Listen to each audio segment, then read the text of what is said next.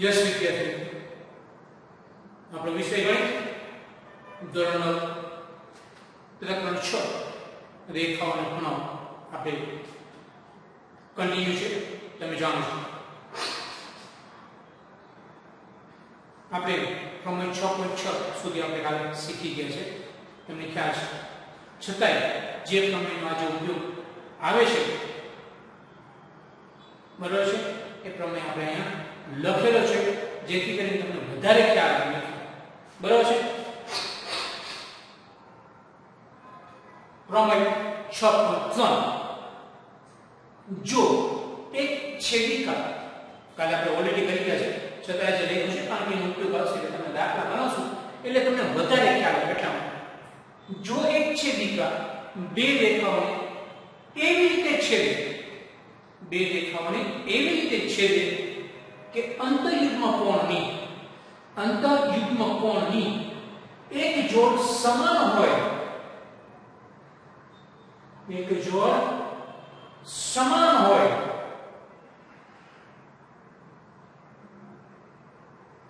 તો બંને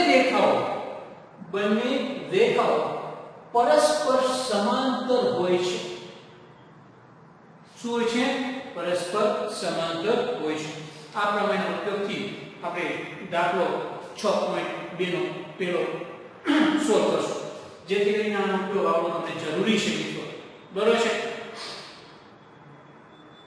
આકૃતિ દોરેલી છે જો તમે જોશો તો તમને ખ્યાલ જ છે ખૂણો 1 2 3 4 5 6 7 અને 8 તો તમને ખ્યાલ છે મિત્રો અંતર્યુગ્મ શું કહેવાનું છે અંતર્યુગ્મ અંતર્યુગ્મ ખાસ ધ્યાન રાખજો અંતર્યુગ્મ બરાબર છે તો એ ખૂણો 4 અને ખૂણો 6 છે એ અંતર્યુગ્મ કોણની એક જોડ થાય અંતર્યુગ્મ કોણની એક જોડ થાય તો કેવી હોવી જોઈએ પાછી સમાન ખૂણો 4 બરાબર ખૂણો 6 આજે ખૂણો કોઈ એટલું નપાનો ખૂણો 4 બરાબર ખૂણો 6 જો આમ સાબિત કરી દે કે આનું માપ અને આનું માપ સરખું છે ખૂણા 4 અને ખૂણા 6 નું માપ સરખું છે તો તમે એબી સમાંતર સીધી રેખા લખી શકો રેખા એબી સમાંતર સીધી રેખા આમ તમે લખી શકો મિત્રો આના સિવાય ખૂણો 3 અને ખૂણો 5 જો આમ જે બને છે તમને શીખવાડ્યું ન છે અહીંયા ઊંધો જે બને છે જો એટલે ખૂણો 3 અને ખૂણો 5 જો એ પણ અંતર્યુગ્મ કોણની જોડ છે અને બે સરખા સાબિત કરી દે તો તમે એમ લખી શકો કે AB સમાંતર CD શું લખી શકો AB સમાંતર CD બરોબર છે નિહાળી લો 1 મિનિટ મારી મિત્રો જરા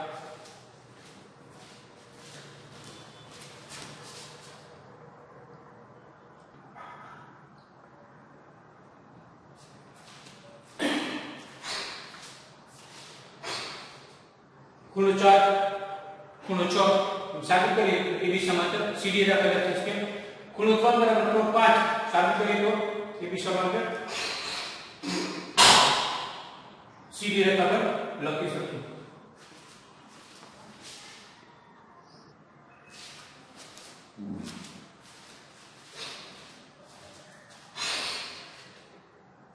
સ્વાધ્યાય 6.2 આપણે આકૃતિ તમે નિહાળી લીધી છે યુગ્મ કોણ અંતર્યુગ્મ કોણ બરાબર છે જો આમ હોય તો આપણે સમાંતર રેખા લખી શકીએ AB સમાંતર CD અહીંયા પણ AB સમાંતર CD ગમે એક જોડ સાબિત કરી દો કે બે સમાન છે કેની જોડ અંતર્યુગ્મ કોણ બરાબર છે સ્વાધ્યાય 6.2 ક્વેશ્ચન 1 આપેલ આકૃતિમાં x અને y ના માપ શોધો અને બતાવો કે AB સમાંતર CD છે જો જોયું AB સમાંતર CD છે જો બતાવો તો હમણાં જ આપણે શીખી ગયા છે આ બે ખૂણા અથવા આ બે ખૂણા સરખા સાબિત કરીએ કારણ કે બે અંતર્યુગ્મ કોણ છે તો આપણે AB સમાંતર CD લખી શકીએ તો એવો પ્રયાસ કરશો જોઈએ આ આકૃતિ છે તમારે આ ક્વેશ્ચન માં આપેલી છે કેમ આપેલી છે ક્વેશ્ચન માં. હવે એનો ઉકેલ આપણે આકૃતિ ફરી પાછી દોરી છે બરોબર અને આને ખાલી એક નામ આપ્યું છે બાકી આ આકૃતિ પણ ચાલશે અને આકૃતિ આ નહીં દોરવું હશે તોય જવાબ આવે છે બરોબર.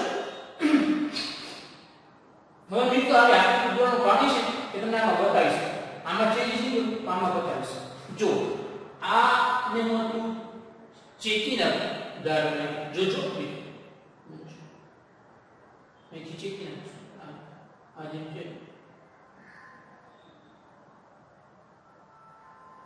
અને આને જરાક છે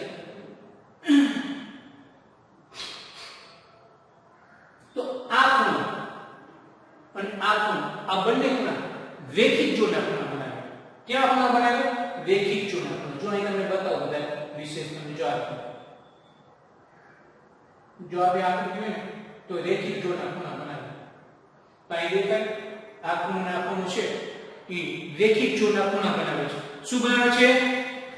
રેખિક જોડના ખૂણા બનાવે છે. રેખિક જોડના ખૂણા હંમેશા પૂરક હોય છે એટલે કે એનો સરવાળો 180 અંશ થાય. કેટલો થાય? 180 અંશ. તો અહીં લખ્યું x + 50 બરાબર 180 અંશ. આ બે ખૂણા દેખાય છે રેખિક જોડના ખૂણા બનાવે છે. રેખિક જોડના ખૂણા બરાબર. આ 50 ની સામે લઈ જાય છે તો 180 માંથી 50 બાદ કરીએ તો x કેટલા મળી ગયા? 30 મળી ગયા ને 30. તો હા હવે મિત્રો તમને હમણાં જ કીધું હમણાં જ શીખવાડું છું. આ x અહીંયા આપણે 130 મળી ગયા. આ x ની જગ્યાએ કેટલા મૂકી શકીએ આપણે? 130. તો આ ખૂણો અને આ ખૂણો અને આ ખૂણો અંતઃયુગ્મ કોણ છે મિત્રો? કેવા છે? અંતઃયુગ્મ કોણ છો. આ ખૂણો અને આ ખૂણો અંતઃયુગ્મ કોણ છે ને? તો x બરાબર 130 આવ્યા તો y બરાબર કેટલા આવે? 130. કારણ કે બે સમાન હોય હંમેશા. તો એનું પૂછો કીધું છે સમાન હોય તો આપણે બતાવી દઈએ. x બરાબર શું લખી શકીએ? x બરાબર શું લખી શકીએ? તો કે y. તો અહીં ગેપ થાય છે જોજો મિત્રો. ખૂણો x અને ખૂણો y છે અંતઃયુગ્મ કોણ થાય. અંતઃયુગ્મ કોણ એક જોડ થાય તો x બરાબર કેટલા આવ્યા? 130. તો અહીં 130 મૂકી દીધા x ની જગ્યાએ તો y બરાબર કેટલા થાય? 130.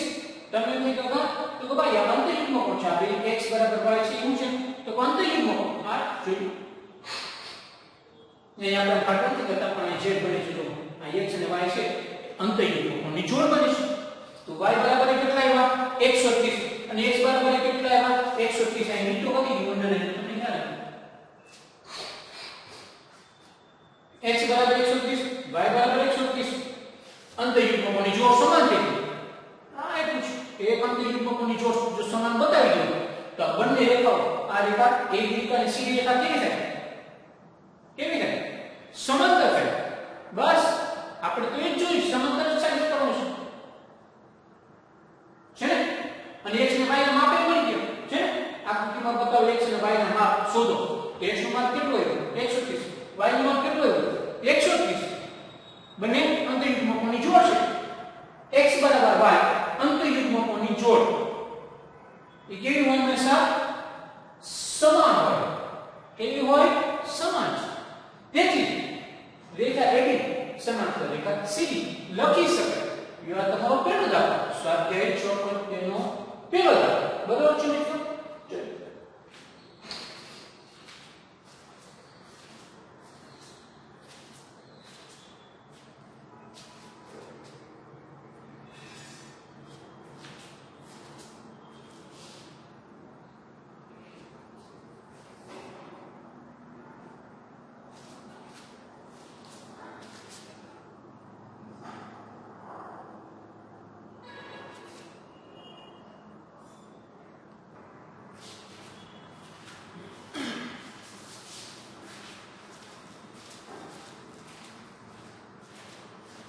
Yes, બીજું દાખલો સ્વાધ્યાય 6.2 આપેલ આકૃતિમાં જો AB સમાંતર CD આ અને બે સમાંતર છે CD સમાંતર EF એટલે CD સમાંતર EF છે અને y જેમ z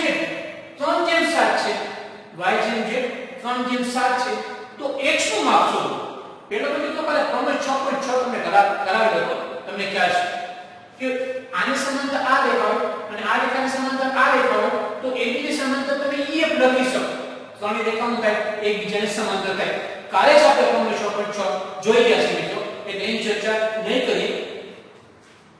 AB સમાંતર CD, CD સમાંતર EF, તો તમે AB સમાંતર પણ EF લખી શકો પ્રમેય 6.6 મુજબ. આ તમને આકૃતિ એક ચેપ્ટર તમારો ક્વેશ્ચન છે. આપણે x નું માપ જોઈશું. દેખાય છે ને x એનું માપ જોઈએ છે મિત્રો. બરાબર છે? ઓકે, અહીં AB સમાંતર CD અને આ સમાંતર છે. CD ને EF સમાંતર છે. તો પ્રમેય 6.6 મુજબ AB સમાંતર EF પર તમે લખી શકો. AB સમાંતર EF પ્રમેય 6.6 કાલે જ આપણે ચર્ચા કરી છે. અને જો મિત્રો ખાસ જો હમણાં તમારી પાસે આ લાઈન લખી મૂકી દેજો આ શેષ લીટી, તો આ x અને z અંતર્યુગ્મ કોણ થાય છે. જોજો મિત્રો, વચમાં આ રેખા નથી તમારે માની લો તો x અને z અંતર્યુગ્મ કોની જોડ થાય છે. હમણાં જ આપણે શીખી ગયા x અને z અંતર્યુગ્મ કોની જોડ થાય છે. બરાબર છે? લખ્યો ને x અને z અંતર્યુગ્મ કોણ હોવાથી શું લખી શકીએ તો કે x બરાબર z થાય. x બરાબર z થાય છે એ સમજી લો. વચ્ચે લાઈન છે તો x બરાબર શું થાય z લખી શકાય. આટલું તમને ખ્યાલ છે. હવે મિનિટ તો અહીં જોજો, અહીં થાય